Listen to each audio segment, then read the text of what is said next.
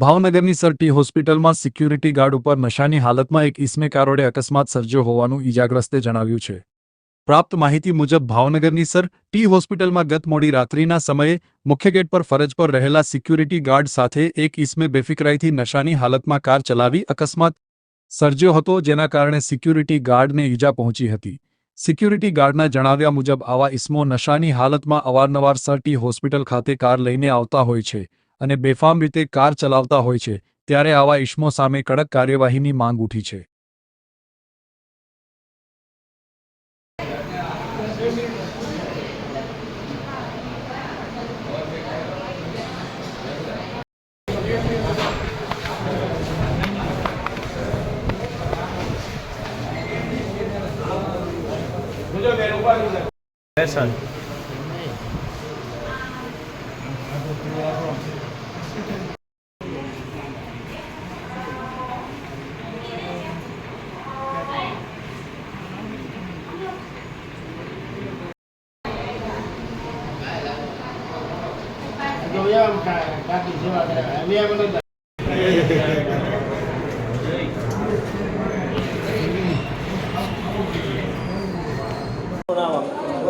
સોલંકી મોહસિનભાઈ કઈ જગ્યાએ કામ કરો છો?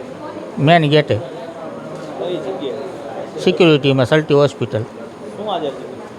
આજે એક સિલ્વર કલરની ફૂલ સ્પીડમાં હું મારા ગેટે પહોંચે બેઠો હતો, ફૂલ ઝડપે અમારી ઉપર ગાડી ચલાવી, કઈ હાલતમાં તો શું હતું? નશાની હાલતમાં।